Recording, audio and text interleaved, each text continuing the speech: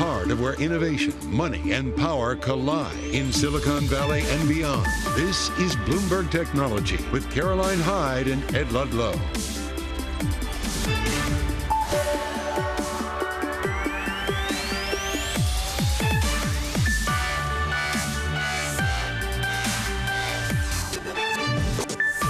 I'm Caroline Hyde of Bloomberg's World Headquarters in New York. And I'm Ed Ludlow in San Francisco. This is Bloomberg Technology. Coming up, the US, it plans tighter measures against China to restrict its access to advanced chip technology. We're going to break down the details and the market implications. And we'll have the latest updates from the Israel-Hamas war and discuss the role social media plays in delivering up-to-date and accurate news. Plus, we're going to kick off the coverage of New York Tech Week as industry titans gather in the Big Apple for a full week of panels, events, and much more.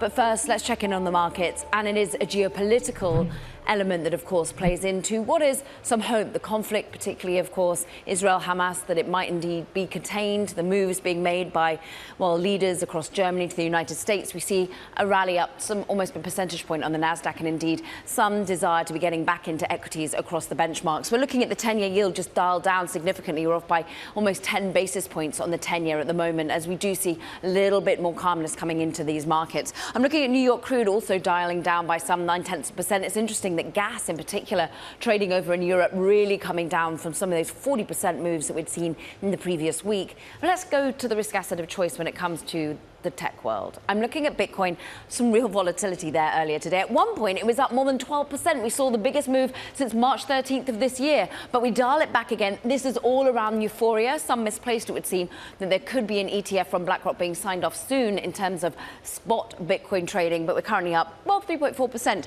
People will take a $28,000 handle, Ed, when it comes to Bitcoin. But what are you looking in the micro? Yeah, Apple in the first instance is one of the big tech names moving to the downside, off by half percentage point. We got data from Counterpoint Research showing that in the first 17 days since release, iPhone 15 sales are down relative to the same 17-day period a year ago when iPhone 14 went on sale in China. And we're going to dig into that later in the show with Bloomberg's Mark Gurman, who's also been looking at some of the executive ranks at Apple that have had a reshuffle of late. That's one of our top stories. The top story, though, is Bloomberg reporting expanding technology export curbs to China in the semiconductor space. It had a pronounced impact in markets in Asia and Europe overnight, also in US pre-market. Actually, a lot of those names are now markedly higher. But pay attention to the chip equipment makers, because that is a focus of these curbs. Let's get the specifics and bring in Bloomberg's Mackenzie Hawkins, one of the reporters on that Bloomberg exclusive. And Mackenzie, Bloomberg sources are telling us these chip curbs are going to be expanded. How so? In what ways? So these chip curbs are building on initial restrictions that the Biden administration posed in October of last year. And there's a couple venues for the tightening. So first, we're going to see some additional restrictions on graphics chip sales to Chinese companies and advanced manufacturing equipment sales to Chinese companies. And we're also going to see some tightening on potential attempts by Chinese companies to avoid country-specific restrictions by routing their shipments through other countries. And the last thing to keep an eye on is adding Chinese chip design firms to a U.S. trade restriction list that basically requires overseas manufacturers to get a license from the U.S. government before filling orders from those companies. Mackenzie, what prompted this tightening? Is it, well, the Republicans, or is it Huawei and more recent events that shows that maybe some of these curbs just aren't working? So the U.S. announced its initial rule in October of last year and took a couple of months to get key allies, particularly the Netherlands and Japan, on board. And they've been working on a final version of that rule for a while. So this is not to be interpreted as a reaction to the huge tech breakthrough in China in August when Huawei released a smartphone powered by an advanced chip. But that has pretty much defined the conversation in U.S.-China tech relations in the month and a half since. And we'll be looking to the administration to see what actions specifically they might take on Huawei and its chip-making partner, SMIC. We will indeed keep a close eye on the implications. And so, too, will, of course, the Chinese, who have notably said that they don't want this to be weaponized or indeed politicized when it comes to technology and trade. Mackenzie Hawkins, great bit of reporting. We thank you. Let's continue the conversation. Joanne Feeney's with us, partner and portfolio manager at Advisors Capital Management, with deep knowledge, expertise when it comes to semiconductors in the landscape. And Joanne, ultimately, Is this ever an efficient way of trying to curtail what is ultimately an ability to make at home really advanced chips in China? It's never going to be efficient. Let's not try to guess the ultimate goals of the U.S. policy. One effect likely, though, is that it will slow down China's ability to deploy really advanced chips for use in AI-oriented servers. So it will slow China down. In the meantime, though, it's harmful to the U.S. companies that want to sell China those chips, potentially, like NVIDIA. But fortunately, we're in a period of time when there's such strong demand for AI capabilities in servers that even if NVIDIA loses some sales to China because of more restrictions, it'll likely be able to sell them in the United States or someplace else in the world. So it'll slow China down, but the horse has really left the barn in terms of the ability of China to ultimately produce advanced chips. They just can't do it in a lot of volume right now. But ultimately, over some years, they'll be able to do this because chip technology, has reached sort of the limits mostly of Moore's law, and so it's hard for our companies to stay ahead when all China has to do is copy what we've done so far. Joanne, good to see you. We were just showing the names, actually now moving to the upside. NVIDIA and AMD on the GPU or graphics side, and then the chip equipment makers, Lam, KLA, also positive. You said that this won't slow China down, but there's a refocus on the chip equipment makers in particular. With those US-based companies with exposure to China, is this more of a concern now than it was to you yesterday? Yeah, so, we've been avoiding exposure to most of the equipment guys for a while because of these tensions with China. And so, our position on that hasn't really changed. We have some selective exposure, but not to the major players like a Lam or Applied. And I think what happened earlier, right, when China saw this coming, and saw the timing of these restrictions, they actually imported a boatload of equipment. So they're pretty well positioned. Again, it's going to slow them down in terms of deploying really high-end AI-based servers because they're not going to be able to get all those chips. But they have a lot of equipment from lithography out of the Netherlands, from ASML, to the etching machines, to the deposition machines, right? So they can do an awful lot right now with the equipment that they have. There are always ways to get to smaller and smaller feature sizes, to those more advanced chips, using the older technology. It just takes many more steps to get there. It's much more expensive. So your question earlier, Ed, is it efficient? It's not going to be efficient for China to make these advanced chips, but they're going to be able to make almost everything with the equipment they have, except for the very most advanced chips. And that's where U.S. policy, I think, wants to be binding. And it will be for a while until China can make further advances in their own deployment of equipment or refinement of the equipment that they already have in place.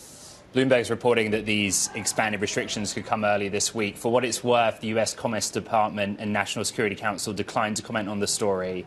But a Chinese foreign ministry spokeswoman called this the US politicizing, instrumentalizing and weaponizing trade and tech issues.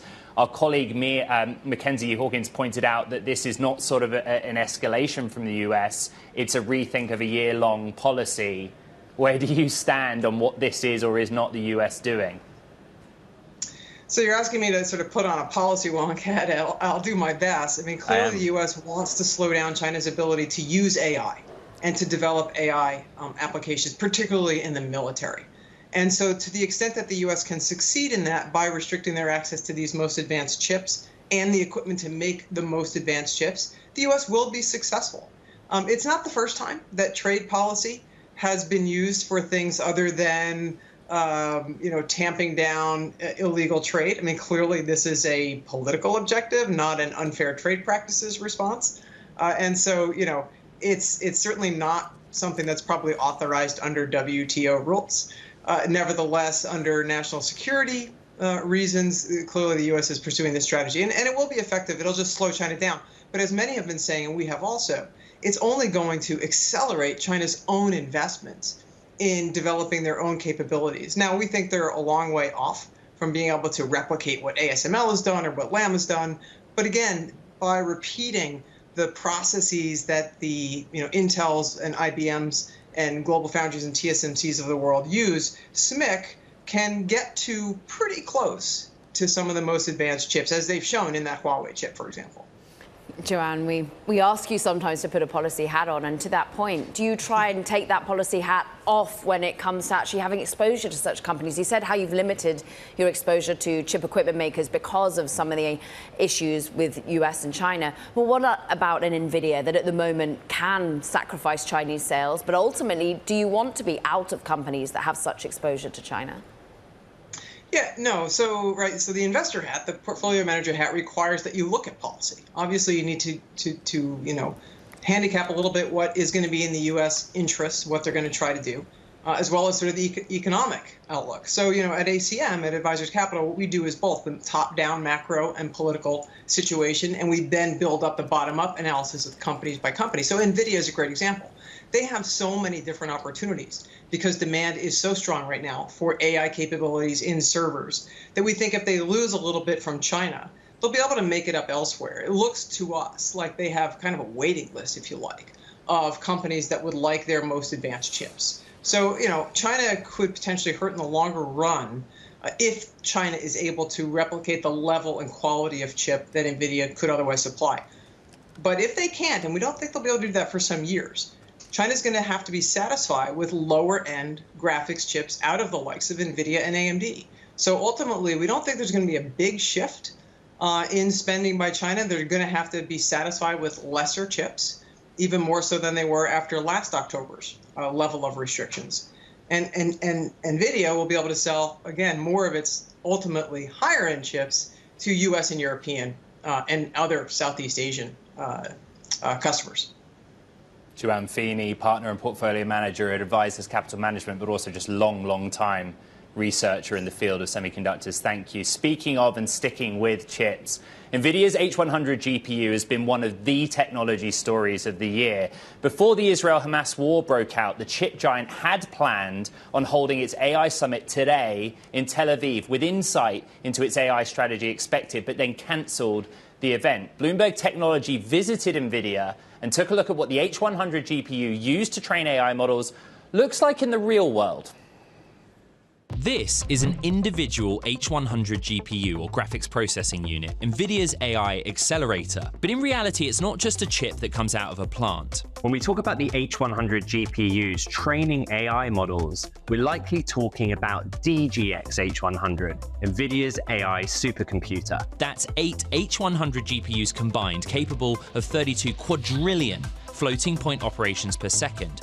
Crazy computer performance. It's a server design, and this is what it looks like under the lid. It starts with an H100 GPU seen here in the form of an SXM module. 8 individual SXMs are topped with heat sinks designed to dissipate heat generated from running big AI workloads. Those are connected on a single baseboard by interconnectors, and that assembly alone weighs 60 pounds. Add CPUs and other components, and a finished DGX system weighs almost 300 pounds. But the scale in the real world is bigger still.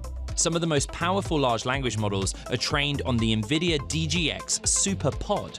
That is 32 DGX H100 systems combined into what's called a scalable unit. At its absolute most mind-boggling scale, DGX SuperPod can be up to 64 scalable units. That's more than 16,000 individual H100 GPUs. An AI company may use several SuperPods to train their LLM. In the end, the DGX infrastructure is sent out to the hyperscale cloud providers to put in their massive data centers. I wanted to get my hands on an H100, Caroline, but it isn't just this little chip. That's the reality of what we're talking about. You're having to do squats, Ed. Squats to be able to pick up that. I just wanted to demonstrate that in the real world, sometimes you have to deadlift what we're talking about. But and I've already got a lot of flack for that on the show. But check it out online. Really interesting experience going down to NVIDIA. It's a great piece to just digest really what is behind technology. We thank you for it. Meanwhile, look, coming up, we are going to get serious and turn our attention back to the latest in Israel and Hamas, the war, and discuss the role of social media during times of crisis. More next. This is Bloomberg Technology.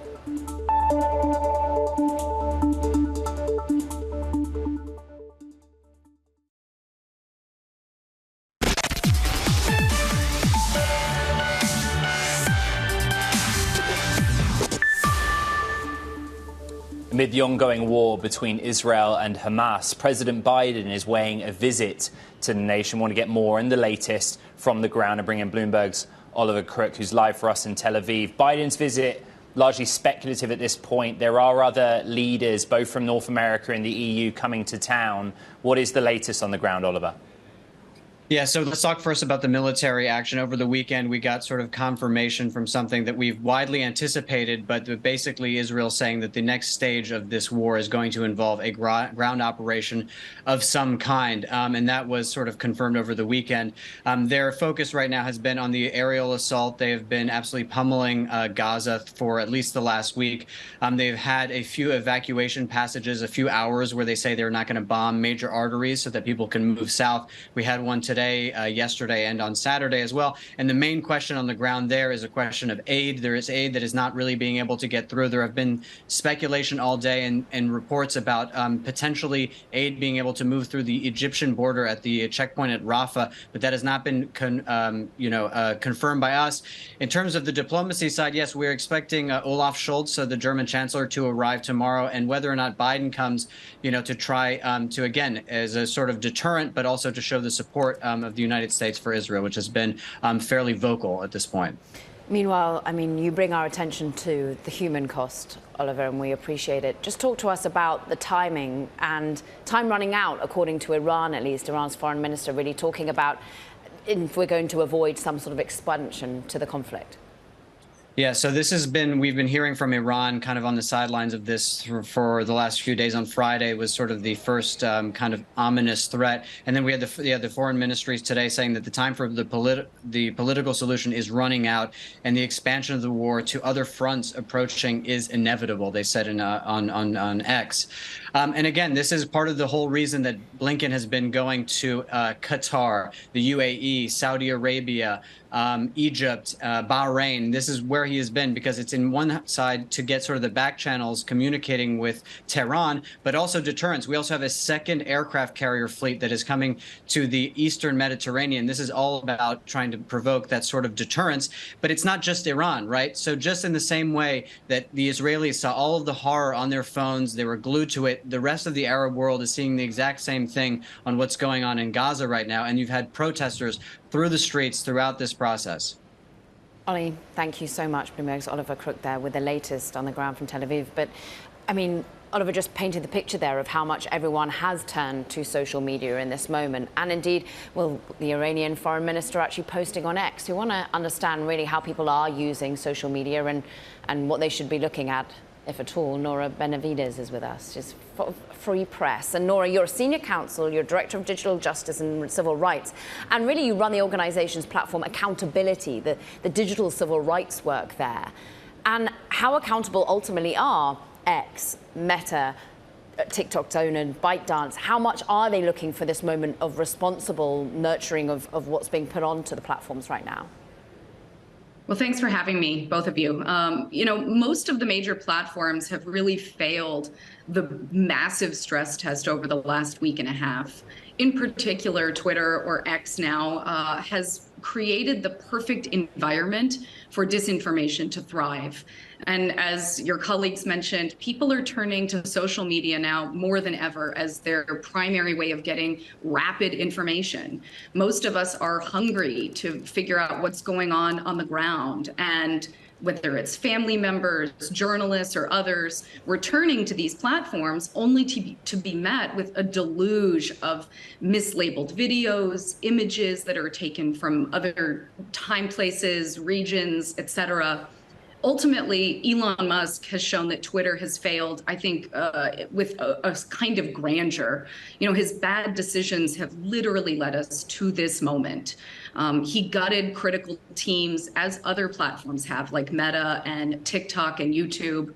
Elon Musk has also changed the blue checkmark feature, which is, in the scheme of all of these swirling forces, one of the really big problems. It incentivizes people to now subscribe, and they pay a small fee, but their content gets boosted. So if you're willing to pay that $8, your content might be featured in more people's feeds. He also needs ad money because advertisers have been fleeing the platform for a lot of these reasons. And one of his incentives has been to pay people for engagement and virality. Yeah. It's Hey, Nora, just for our audience, X's response to this has been to basically call an all-hands-on-deck situation. They've told us here on Bloomberg Technology that all staff are focused on the Israel-Hamas war. They've given us data on community notes action. And for Meta's part, they have a special operations team in place now with fluent Hebrew and Arabic speakers that are basically working 24/7 to review content. But at issue specifically seems to be video content, videos purporting to show one thing when in reality they are another. What is your view on the role video is playing here? Video is one of the last frontiers. It's really very difficult to moderate video content. And frankly, Elon Musk pointing to community notes as a way for users to do his job is inadequate. It's also inadequate that a week and a half after the conflict escalated, now is the moment that social media companies are pulling their rapid crisis centers together. That is days and days too late. Citing to the ability to remove hundreds of thousands of posts is also inadequate, because we have to understand the environment here is there are millions and millions of posts going out every day about this subject and billions of active monthly users trying to get that content. And so the lack of teams, the lack of policies in place, the slow to respond crisis centers are just not enough to rein in the level of toxicity. All right, Nora Benavides of Free Press, thank you for your time here on the show. This is Bloomberg Technology.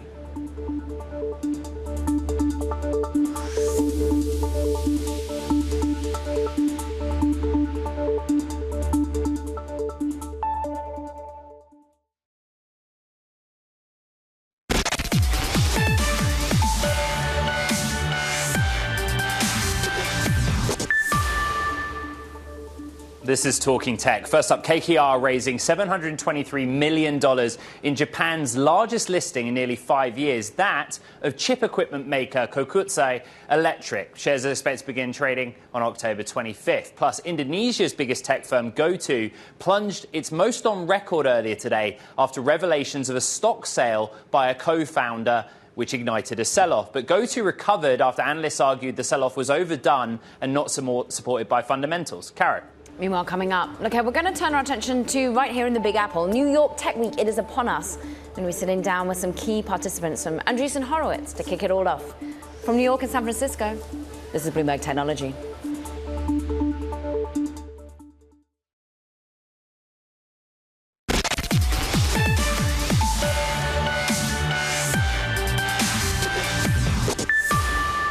Welcome back to Bloomberg Technology. I'm Caroline Hyde in New York. Ed Ludlow in San Francisco. Caro, a very quick check-in on the markets. We started the week with the NASDAQ 100 higher by a percentage point. Remember, we're coming off 3 straight weekly gains on the NASDAQ 100 amid all of the volatility of global markets, worries about China's economy. We're ahead of earnings season, but 2 of those weeks we notched a gain of just like 0.1%. And that's inclusive of the IPO window that we had, which hasn't done much to give us sort of that much momentum to the upside. This week's big. A lot of Fed speak. We get China GDP reading on Wednesday.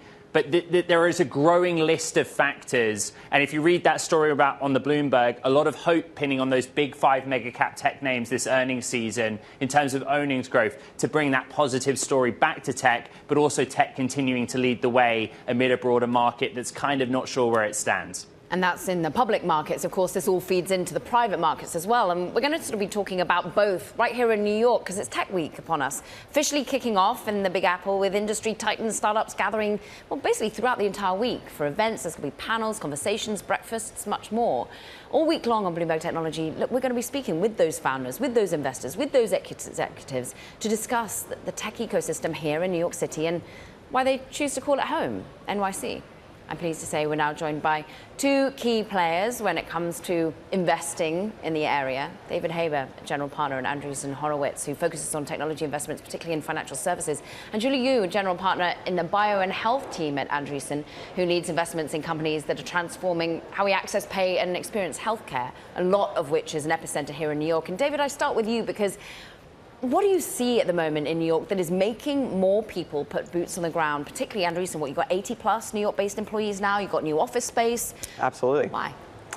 Yeah, look, I've always believed that opportunities live between fields of expertise, and I really enjoy exploring those intersections. And I think it really is a metaphor for New York City, because technology has a tendency of cutting across industries. And I think the companies that really represent New York best are those that really live at the intersection between technology and many of the large incumbent industries that exist here in New York, whether that's media, advertising, fashion, or financial services. And indeed healthcare. And it's interesting, Julie, that's the area that you focus on, and how much you're seeing that health is becoming some of the deals, the checks, the VC count that's we're currently seeing a chart just showing that about 403 in the third quarter is how many per metro area we've seen of the share of US VC deals, the count that is in New York. How much of that is healthcare and how much should it be?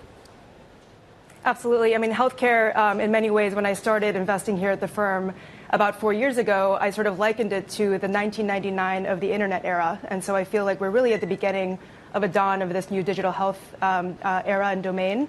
And, to David's point, I think maybe a little known fact about the New York tech scene is that whereas most people think about fintech as really the biggest sort of cohort of startups and venture capital activity, it turns out that depending on what chart you look at, health tech is also number one or number two within the New York tech scene as well, because of the incumbency, as in the same way that we have financial services, bank companies and such. In the New York scene, we also have tremendously huge healthcare companies, whether they be insurance companies, whether they be biopharmaceutical companies, whether they be hospital systems, also based in that city. And it creates a really unique ecosystem for innovation. And so we've really seen a ton of activity in recent years in that domain. Julie, let's show that chart again, which is deal count, right? In San Francisco or the Silicon Valley area has kind of led historically from a deal count, even dollar volume perspective. But if you extrapolate back, the gap in terms of deal count and dollar volume is closing between New York and San Francisco. What does that tell you? Yeah, absolutely. This is one of the reasons that we've invested so heavily in the New York tech scene, is that healthcare in particular has really seen a rise there. One of the theses that we have about why that's the case is that we have this concept of what's called a digital health native founder, someone who has actually grown up in digital health companies that have been quite successful and are now coming out and starting their own businesses and really seeding the next generation of entrepreneurs. And many of those companies, most of those companies, in fact, have actually been based in New York. So we have the legs of companies like Oscar Health, which is a publicly traded insurtech business that has now spawned a number of entrepreneurs that we've backed that have, again, grown up in a company that sits at the intersection of healthcare, technology, and financial services, and can now take those skills into the next wave of companies that are being built. David, the story in San Francisco, Bay Area, and Silicon Valley is well told, right? You have the Stanford computer science dropout, and they start a company here because the funding was here and the like-minded people were here. And in some sense, that's still true, right? We talk about it on the show all the time. What is the equivalent story in New York? Look, as I said, I think New York is such a unique ecosystem. I first moved to New York City in 2009 in the wake of the financial crisis. And at the time, technology was sort of this cute little underdog industry, again, in the shadows of, many of the large kind of incumbent industries here in New York. As I mentioned, be it media, advertising, fashion or financial services. And again, I think the companies that are really sort of indicative of this ecosystem are those that sort of intersect with those incumbent industries. Obviously I'm quite biased, but fintech is, a huge presence here in New York. And it's really a great place to become sort of a bridge between the startup ecosystem and a lot of these decision makers at a lot of these large companies. A reason, perhaps, David, that you're biased, or that you might say, is because you're a founder, of course. Bond Street was bought by Goldman. It was all about sort of growth financing to businesses. What is the financing like right now for entrepreneurs who want to go and build things, who want to be ensuring that they're bringing together the large caps meet the startup ecosystem? Sure. Are you writing checks? Is the VC community energized right now to write checks? Absolutely. Again, just for context, I joined Andreessen Horowitz in July of 2021, really to help plant the flag here in New York City. At the time, we were 6 people in New York. Today, we're over 80 people in New York, which makes us likely one of the largest venture capital firms, at least by headcount here in New York City. So, we're incredibly excited to be here and to be writing, checks into the entrepreneurs in this ecosystem. And again, we've seen a lot of other large firms join, open up offices in New York in the last 12 months. And so while the markets are challenging, I think there's plenty of capital available for entrepreneurs starting new companies. Julie, your academic background, MIT, both as an undergrad and then Harvard MIT for a master's, I believe. Mm-hmm. How closely, as an expanded group of partners in New York City and the East Coast, do you track the academic bases that talent can come from? There's a lot of emphasis here, obviously, on Stanford and Berkeley.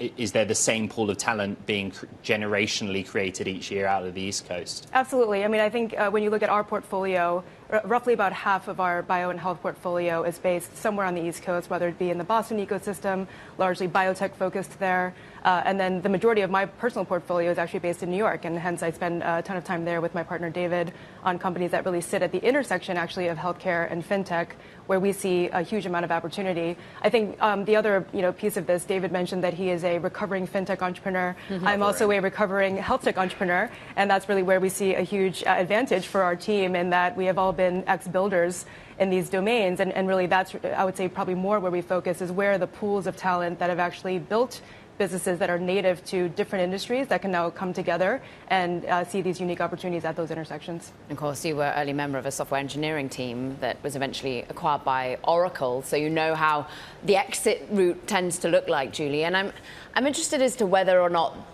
is there more diversity in terms of the founders that you see in New York? I mean, there's always been this concern that, when we are seeing it from the same pool of MIT and Harvard, as you two sit in front of us, as there has been within that ecosystem, not always as much diversity as you'd like to see in terms of people of color, women coming forward with business ideas. How does that look in New York?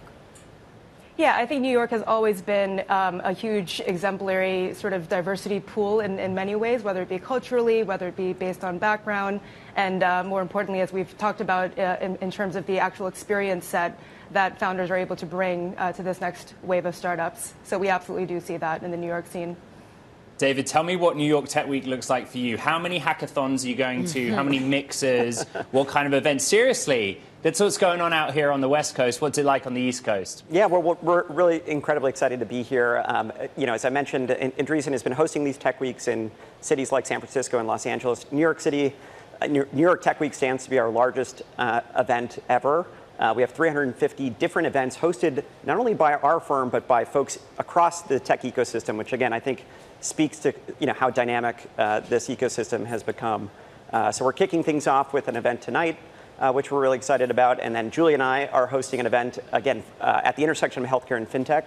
And really excited to host a number of entrepreneurs building at that intersection. Gotta love it. David Haber, Julie Yu, thank you as your, social endeavors pick up a piece for this particular week. We thank you both from Andreessen Horowitz. And Ed, what else have we got coming up? Well, digesting recovering fintech entrepreneur, recovering health tech founder. What's that about? But coming up on the show, we're going to be talking targeted advertising on your social media feeds and how it isn't likely to change anytime soon. We're going to discuss. This is Bloomberg Technology.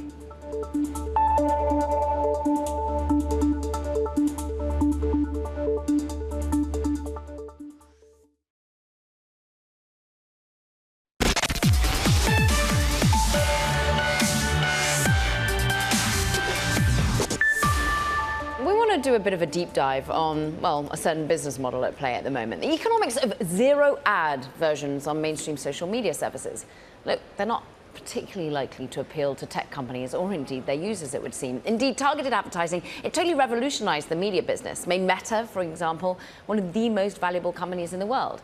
Our very own Bloomberg Max Chafkin writes in today's Bloomberg Business Week all about the pros and the cons. You join us now. And basically, why will there be ultimately such push against this unless they're regulated that way? Right. So the big reason that this model is popular is that it's extremely lucrative. Facebook, Meta, has built, a very large, a business that generates more than $100 billion a year, serving these targeted ads to people. It has a lot of power over retailers, anyone who wants to sell products on the internet, as well as media companies, because it's amassed this huge database, essentially, of personal information about people that it can then rent to third parties. And in Europe right now, we have regulators pushing back against aspects of that model, and Meta is sort of turning around and saying, well, okay, if you don't like it, you can pay us for Facebook and Instagram, pay us a relatively high monthly price. It looks like they're talking somewhere in the neighborhood of $20 a month, and you'll see no ads at all, which I would guess that very few people will actually be willing to pay for, because you're talking about a price that costs more than some wireless plans, obviously costs more than a lot of newspapers, Disney Plus, Netflix, and so on. It's a lot of money for social media. It is, and it's also a lot of money for people who don't make as money as others. And in some way, it then means someone who has more money to spend becomes able to pay for more privacy, and that doesn't seem particularly fair. So this is an argument that Mark Zuckerberg, founder of Facebook and Meta, has long used as an argument against this, saying that it would be unfair, be unequal to allow people to sort of buy their way out of ads. What happened, in 2018, Europe passes the GDPR, this big privacy regulation, and basically Facebook has been fighting ever since over exactly how it applies to the company, and now this is kind of their latest gambit to make the regulators happy. Yet to be seen whether the regulators will definitely sign off on this plan, although it's looking certainly possible, if not likely. Max, let's look at the proposed subscription costs, Facebook and Instagram versus everything else. There it is, $20. I pay for X Premium, for example, $8 a month or $84 a year, depending how you look at it. And I did that because I wanted to experience those additional features. But beyond price, what this chart illustrates is choice, right? At some point, you're just going to say, this is a platform, be it Facebook or Instagram, that I don't need to have. Yeah, although the thing is, you're not going to have to make that choice. And that's the whole point of this, because you will be allowed to continue looking at your personalized ads. And I think that's the bet here from Mark Zuckerberg's standpoint, that, most people are going to look at $20 and say, heck no, I don't want to pay for that. And they'll stay in the personalized advertising scheme, which generates a ton of money. So the average revenue per user in the United States for Facebook is something like more than $200 a year. So they're totally happy to have you continue to experience this free social network, and for them to have, a near monopoly or a duopoly, depending on how you think about it, on social ads, on the internet. The buzzword right now in tech across both social media and I guess e-commerce is personalization. And Meta's whole thing has been taking data to make sure that what you look at is relevant to you. How does a premium subscription model impact that? Well, what they'll say is that, if you have no ads whatsoever, then it would be fine, right? You're still going to see the personalized feed, your friends and things that you're interested in. You will no longer see personalized ads, which, if you're talking to their ad salespeople, that would be a huge problem. For most people, it's probably no big deal. The thing that they're really fighting against would be some kind of rule that would prevent them or allow people to opt out of personalization, or make it easy to opt out of personalization, because then they would just have to serve you ads, based on, your location or whatever. Some essentially use context, like the way that Google does, to serve you ads, rather than serving ads based on things it knows about you, which from their point of view would be bad, and I think would certainly be less lucrative. Ultimately, I mean, you can in some way pay for what a blue tick subscription, I don't think it's even a subscription, but to be in some way anointed someone that should be listened to on Meta and Facebook, in the same way that Twitter does a little bit. But I think you actually have to tick some boxes, and actually whether you're someone who needs to have that privacy and needs to have it said that you are who you say you are, and pay for it. So how has that been going, that sort of whole experiment thus far? So, and we should say, this is something that not just Meta is playing with. TikTok is testing sort of paid experiences with fewer ads or no ads. Snapchat has a no ads paid experience that it's piloting. And Twitter, of course, or X, has this much vaunted blue check system. And might go to 3 subscription levels, right? And exactly. And Linda Yaccarino has signaled there's going to be a higher tier. As Ed just said, the current subscription costs between between $8 and $11, depending on where you buy it. Maybe the new one will cost $20 or something like that for no ads. We should say none of these have done very well. Elon Musk has relentlessly promoted, this subscription thing. We're talking about a tiny percentage of Twitter X's audience, a revenue stream that in no way replaces the kind of revenue they were able to achieve from advertising. I mean, the problem here isn't necessarily that people don't want, ad-free experiences or premium social network experiences. It's that online advertising is a much, much better business than that. And so companies that are looking to, change their business model would be giving up huge sums of revenue, which is something maybe Elon Musk can do, private company, and he's Elon Musk, but it's going to be a lot harder for most public companies to pull off. All right, Bloomberg Business Week columnist Max Chafkin with the breakdown. Thank you. Coming up here on Bloomberg Technology, iPhone 15 sales in China may be worse than expected as Apple reckons with China's struggling economy and stiff competition from Huawei. We'll have the details next. Apple, one of just 10 names down and in the red during this Monday's session. This is Bloomberg Technology.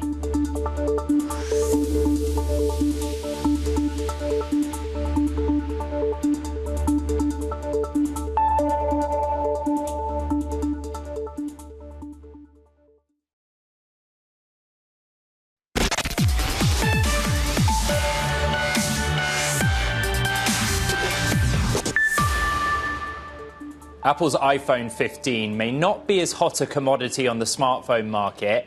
At least in China, data from Counterpoint Research estimates that iPhone 15 sales are down nearly 5% compared to the iPhone 14 after the first 17 days post-release. However, the data does lump all of those iPhone 15 models together in aggregate. Joining us, who else? Bloomberg's Mark Gurman, chief correspondent. Mark, it's an interesting data point because it's kind of counter to the commentary that Apple gave us in earnings for the end of the June quarter, right? iPhone would accelerate. We thought that iPhone 15 would be a hit. What have we learned? Yeah, these are a couple interesting data points. They're pointing towards the iPhone potentially going down double digits in recent weeks in terms of sales in mainland China. Now, the June quarter was very strong for Apple in China, one of their strongest in the company's history. But there's been a few things that happened since then. There was the launch of the Huawei, the new Mate phone there. There was discussion of some government agencies banning the use or expanding the banning of use of iPhones there. There were some concerns around nationalism and potentially some consumers in China souring on the iPhone ahead of that launch. We saw when the new iPhone 15s went on sale in China that there was a tremendous amount of early demand. There were incredible lines for the iPhone 15 in China. So these are two data points. We won't necessarily know for sure what's going on with the iPhone, not even this earnings cycle, right? Apple reports fourth quarter earnings November 2nd.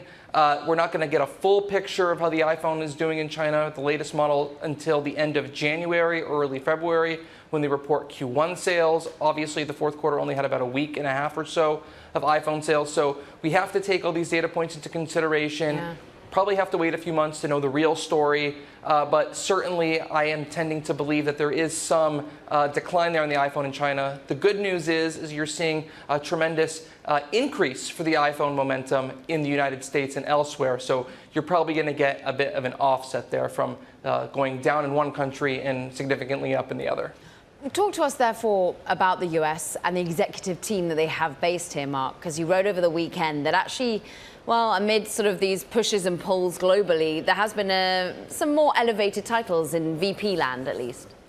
Yeah, that's right. So Apple obviously is run by Tim Cook, and under him is what's called the ET. That's the executive team. That's about 11 senior vice presidents. That's your head of hardware, head of software, head of legal, CFO, et cetera. But below all of those people is a group called the Top 100, right? That is their vice presidents. The Top 100 actually includes all those people, but you have about 100 VPs below them. They do promotions every October. They lost about a dozen vice presidents over the last 2 years or so. And so they're sort of refueling those ranks. There's new VPs for retail. Actually, 3 women have been elevated to the vice president level in the retail organization, which is pretty significant for the company in terms of the diversity efforts and putting new lieutenants under their head of retail there. There are new vice presidents in operations, product operations, and product manufacturing, and a few new vice presidents in software engineering. So pretty significant elevations across the board at the company, sort of creating this new generation of top executives at the firm. Mark Gurman, always with the best breakdown. We thank you so much. Meanwhile, look, Ed, that does it for this edition of Bloomberg Technology. Yeah, big thank you to those of you listening to the podcast. You can get it on all the Bloomberg platforms, Apple, iHeart, Spotify, and we're also posting the show to YouTube. From SF in New York City, this is Bloomberg Technology.